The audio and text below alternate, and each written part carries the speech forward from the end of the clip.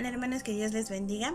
El día de hoy vamos a tratar el segundo día de la semana de la pasión del Señor Jesús, y este es el día martes de controversia, que así se le ha llamado porque, bueno, en este día Jesús realiza varias apariciones con diferentes personas y habla y retoma partes de las Sagradas Escrituras, para lo cual pues los fariseos y los seduceos no les pareció muy bien y trataban pues de seguirle injuriando y hacerle quedar mal.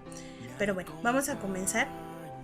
Primero, la palabra controversia pues se refiere a una discusión entre dos o más personas y que tienen diferentes puntos de vista. Ajá. Entonces, para esto vamos a tener nuestra cita bíblica, que se encuentra en el libro de Mateo, en su capítulo 22, en sus versículos del 34 al 40. Yo le voy a dar lectura, pero también a ustedes les pido que lo hagan de igual manera. Es Mateo 22 en su versículo del 34 al 40. Y como título en la Biblia marca el gran mandamiento. Dice así la palabra de Dios: entonces los fariseos, oyendo que había hecho callar a los saduceos, se juntaron a una. Y uno de ellos, intérprete de la ley, preguntó para tentarle diciendo: Maestro, ¿cuál es el gran mandamiento en la ley? Jesús le dijo: amarás al Señor tu Dios con todo tu corazón y con toda tu alma y con toda tu mente. Ese es el primero y grande mandamiento. El segundo es semejante: amarás a tu prójimo como a ti mismo. De estos dos mandamientos depende toda la ley y los profetas. Más adelante dice: y estando juntos los fariseos, Jesús preguntó, diciendo: ¿qué pensáis de Cristo? Del Cristo, de quien es hijo. Le dijeron: de David. Él les dijo: pues como David en el Espíritu le llaman Señor, diciendo: dijo el Señor a mi Señor: siéntate a mi derecha hasta que ponga a tus enemigos por estrado de sus pies. Pues si David le llama Señor, ¿cómo es su hijo? Y nadie le podrá responder palabra, ni osó alguno desde aquel día preguntarle más. Y bueno, en esta parte de las Sagradas Escrituras, pues Jesús se enfrenta en formas de pensar muy distintas con los fariseos y los seduceos. Voy a tomar un poquito de la historia para que ustedes puedan comprender un poquito más qué había pasado durante estos días. El día domingo fue la entrada triunfal del Señor Jesús a Jerusalén. Ajá. Como ustedes bien lo saben, el Señor Jesús hacía muchos milagros, predicaba, y pues la gente se le acercaba. La gran mayoría se le acercaba porque pues donde estaba Jesús había alimento. Entonces las predicaciones eran extensas, tenía muy buenas enseñanzas, pero la gente pues se maravillaba y estaba contenta con Jesús porque hacía milagros, había sanidades y demás. Entonces, cuando el Señor Jesús decide entrar a Jerusalén, como ustedes lo vieron el día domingo, realmente el Señor Jesús no entró como un rey con todo el poderío, ni siquiera utilizó un caballo, un carruaje especial, ni una corte imperial para poderle abrir un paso. Sin en cambio, el Señor Jesús entró por el arco de Jerusalén, entró a la ciudad, pero entró en calidad de humilde. Entró en un burrito, como ustedes lo pudieron ver, un burrito que nunca había sido antes montado. Entra el Señor Jesús a Jerusalén y la gente dice que lo veía, y al pasar el Señor Jesús gritaba: Hosana al Hijo de David, bendito al que viene en el nombre del Señor. Y estaban muy contentos, muy felices, y dicen que pues obviamente pues no habían preparado esa entrada para Jesús, no había una alfombra, algo así. Dicen que la gente ponía sus mantos, y los que estaban cerca de los árboles cortaban algunas ramas y las ponían a sus pies. Después de que el Señor Jesús hizo su entrada en la ciudad de Jerusalén, así como había personas que estaban contentas porque el Señor Jesús pasaba, también había entre ellos los fariseos y los seduceos, que eran estas personas muy eruditas, muy estudiadas de las Sagradas Escrituras, pero ellos, su fe estaba basada en el Mesías, aún así, pero eran tan apegados a las Sagradas Escrituras, es decir, lo hacían tan literal que no permitían que ninguna otra idea más explícita, es decir, más clara, pudiera ser. Las Sagradas Escrituras no tan solo es un lenguaje literal, sino que algunas veces también se encuentra en ella un lenguaje figurado. Ajá. Pero bueno, estos fariseos y seduceos eran eruditos de la ley. La diferencia entre los fariseos y los seduceos era que, bueno, ambos eran muy estrictos en el conocimiento del Antiguo Testamento. Los seduceos, incluso la palabra seduceo en griego significa justos, y a eso se refiere que eran muy cuadrados en la forma de pensar. No permitían otro pensamiento, que alguien más les diera una explicación a las Sagradas Escrituras para que alguien más las comprendieran, sino eran personas que eran muy cortas en el pensamiento. La diferencia entre uno y otro es que los seduceos no creían en la resurrección, y los fariseos sí creían en la resurrección. Sí, eso es un dato, por si no lo sabían, ahí está. Pero bueno, estos dos, el Señor Jesús, cuando entra a Jerusalén, se enfrenta primero con los fariseos, y obviamente pues estos fariseos pues ya le tentaban a él para que él cayera y pues dijera, no, pues que se diga ser que es el Mesías o que es el Hijo de Dios. Pues obviamente, como eran muy cuadrados en la manera de pensar, decían, como esta persona que no tiene ningún conocimiento bíblico porque no es un sacerdote, como esta persona que es hijo de un carpintero va a ser el Mesías. Entonces ellos esperaban que él dijera eso, para que él era hijo de Dios, para que pudieran pues arrestarle o hacerle frente en las maneras de pensar. Sin en cambio, el Señor Jesús siempre con amor y con amabilidad y con sabiduría de lo alto pudo darle siempre contestación a los fariseos.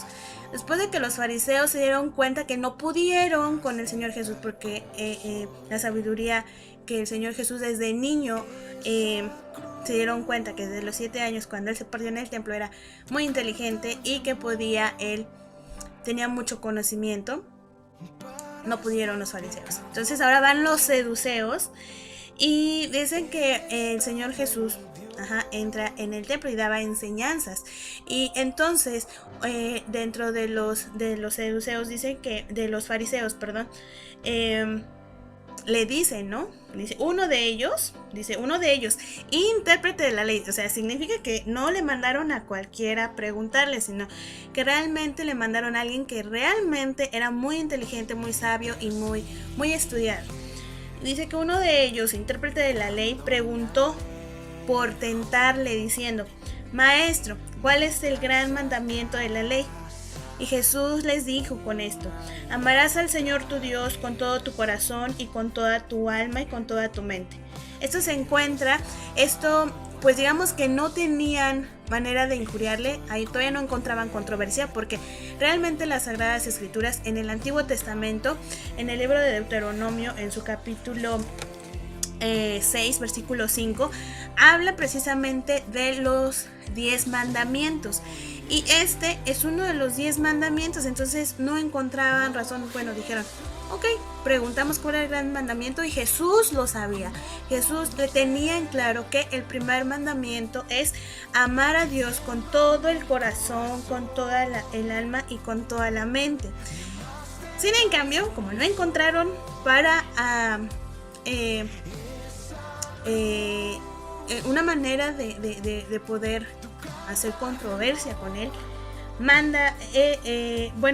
él continúa diciendo, este es el primero y grande mandamiento. Pero ahí viene la parte buena y muy interesante. Dice, el segundo es semejante, es decir, es igualito, parecido, es similar. Amarás a tu prójimo como a ti mismo. Es el segundo. amarás a tu prójimo como a ti mismo. De estos dos mandamientos depende toda la ley y los profetas. Entonces ahí ya decían estos fariseos, a ver, aquí iba comenzando bien Jesús, diciendo que uno de los mandamientos principales es amar a Dios. Y sí, efectivamente es uno de los 10 mandamientos. Pero cuando el Señor Jesús habla del segundo mandamiento, que es sobre amar al prójimo, ahí dicen, híjole, eso no lo menciona Moisés, eso no está en los 10 mandamientos, entonces ya se equivocó. Ajá. Entonces encontraban esa manera, pues, de hallarle a Jesús como mentiroso o como que no sabía acerca de las Sagradas Escrituras. Por eso es que se llama martes de controversia. Pero bueno, en ese entonces los fariseos pues realmente se cerraron en su pensamiento de crítica y ahí quedó. Pero las personas que se quedaron a escuchar a Jesús y que realmente iban a escuchar sus enseñanzas, porque Jesús era sabio y sabía del conocimiento de las Sagradas Escrituras. ¿Qué quiso decir Jesús con esto? Él tenía en claro una cosa bien importante y es un mandamiento que el Señor nos demanda, que es amar al Señor. Y bueno, hablamos acerca del amor. Y bueno, quiero comentarles que, bueno, como en definición, ¿qué es el amor? Como atributos de Dios. ¿Qué es uno de esos atributos morales que comparte con nosotros? Recuerden que Dios tiene atributos morales y espirituales, y dentro de los morales encuentra el amor, que también lo comparte con nosotros. Y bueno, dice la definición de amor que es un sentimiento de vivo afecto e inclinación hacia una persona o cosa a la que se le desea todo lo bueno. Ajá. Y bueno, vuelvo a repetir, sentimiento de vivo afecto e inclinación hacia una persona o cosa a la que se le desea todo lo bueno. Ajá. Entonces, cuando deseamos algo a una persona, le deseamos todo lo bueno, estamos mostrando nuestro amor. Cuando decimos que Dios te bendiga, estamos realmente mostrando a las personas que los amamos. Y entonces es un saludo pues muy bonito. Pero bueno, uno de los atributos de Dios, y le voy a dar lectura a la definición del atributo de amor. La definición teológica es: el amor es el atributo por el cual Dios establece relaciones con sus criaturas para concederles todo el bien posible, de manera desinteresada, incesante y perfecta. Dice en el libro, en la carta de Primera de Juan, en su capítulo 4, versículo 16, y nosotros hemos conocido y creído el amor que Dios tiene para con nosotros. Dios es amor, y el que permanece en amor, permanece en Dios y Dios en él. La definición etimológica de amor, en este caso el ágape, habla sobre la benevolencia invencible y buena voluntad que no puede reducirse buscando siempre el bien de la otra persona. No importa lo que ésta haga, el amor que da libremente sin pedir nada a cambio depende más de la voluntad que de la emoción. Ágape describe el amor incondicional de Dios por el mundo. Y Primera de Juan 4:7 dice: amados, amémonos unos a otros, porque el amor es de Dios. Todo aquel que ama es nacido de Dios y conoce a Dios. Muy bien, ahora que ya sabemos un poquito más sobre la definición de amor, el Señor Jesús, cuando habla sobre el primer mandamiento, habla sobre que nosotros debemos amar a Dios, ¿cómo? Con todo nuestro corazón, no con la mitad. Es decir, que hay en nuestro corazón, hay sentimientos, hay emociones, ajá. Es decir, con todo el corazón, ajá. Es decir, con todas las ganas, con todas las fuerzas. Y dice aquí, aparte de eso, con toda el alma, ajá. El alma es algo que no se puede tocar. Pudiéramos demostrarle amor a una persona con un abrazo, pero con el alma no podemos abrazarle con el alma. Ajá. Tal vez con algún gesto, claro que sí.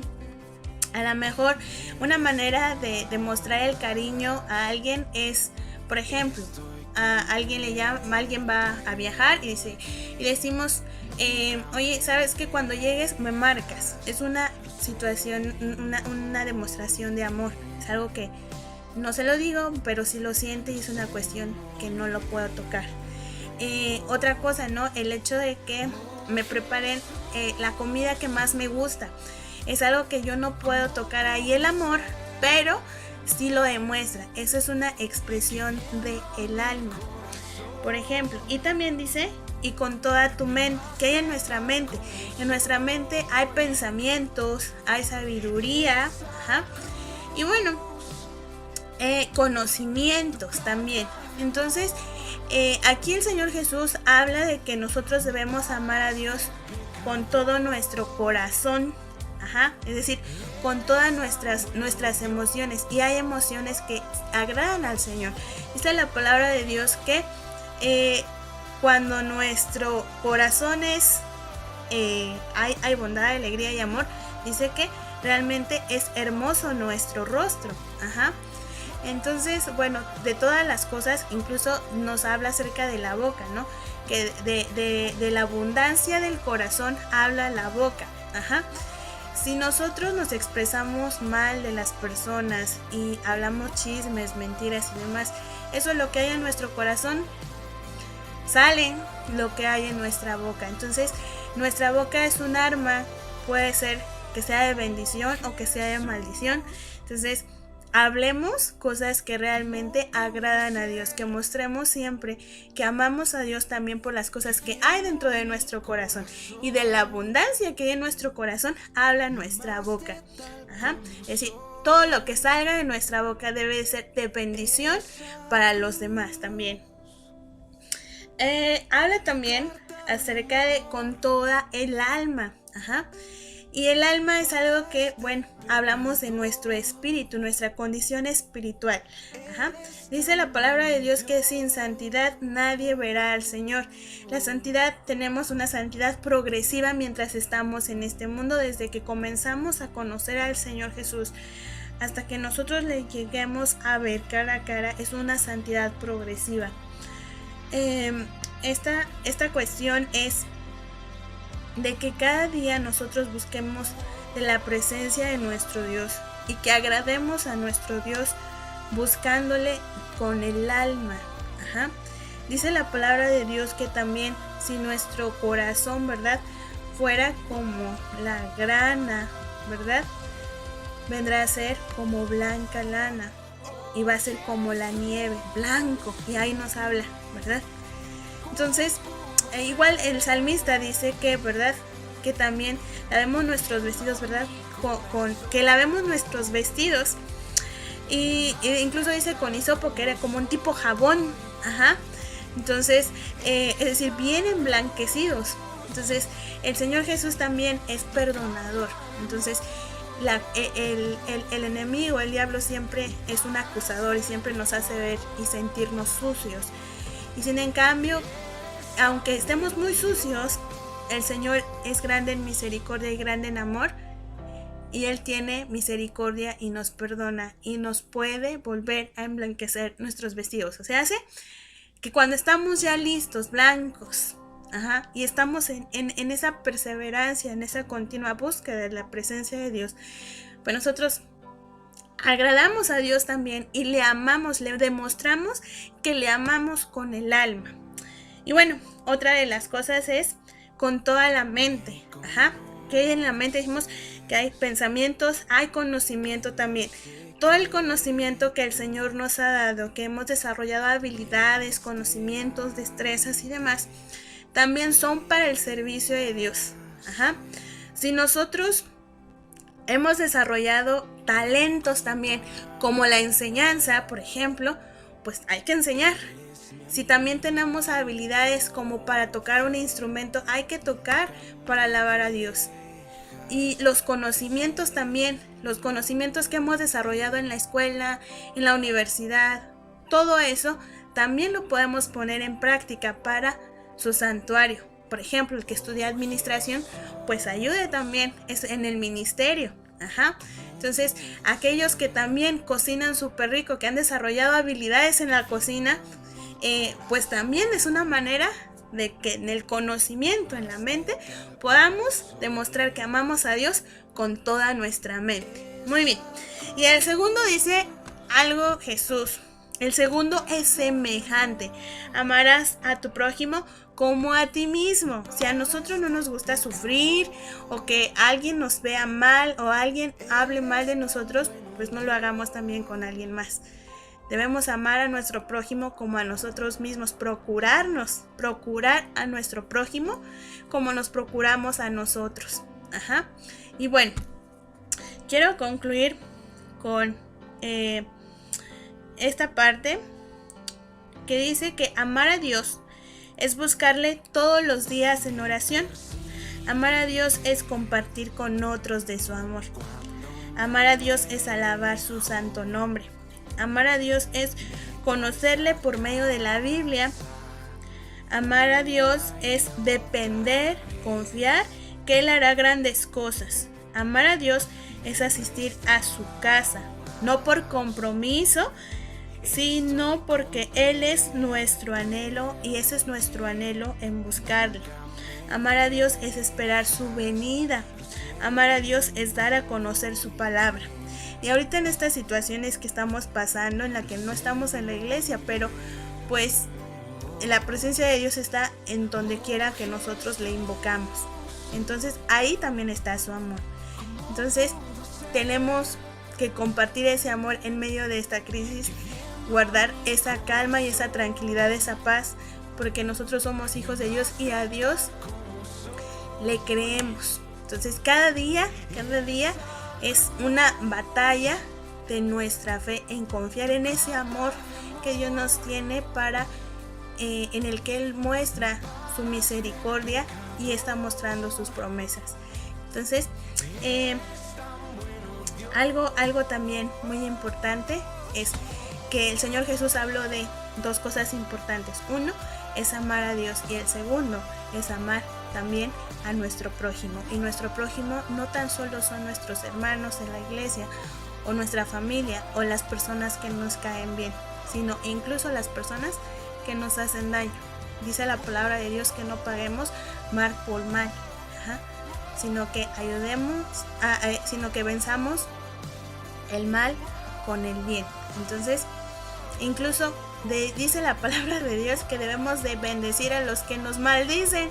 Eso es un verdadero reto en que nosotros mostramos realmente el amor de Dios. Y bueno, eso es lo que el Señor Jesús trató de entenderle a los fariseos, pero no comprendieron. Y nosotros, pues bueno, este día es un día muy especial. Y bueno, demos gracias a Dios porque Él nos ama. Y dice uno de los cantos que a mí me agrada mucho, que dice: amor tan grande, profundo y sublime es el amor que Dios, ¿verdad? Y dice: no hay nada en el mundo que pueda igualarse al grande amor de mi Señor. Y de ese amor, pues poder compartir con las demás personas que no conocen a Dios, que están desesperados por la situación. Pero bueno, somos hijos de Dios y dice, ¿verdad?, que todas las cosas no son para bien y que recordemos que Él ya ha vencido al mundo. Bueno, pues eso es todo, hermanos, que Dios les bendiga y nos estamos viendo pronto.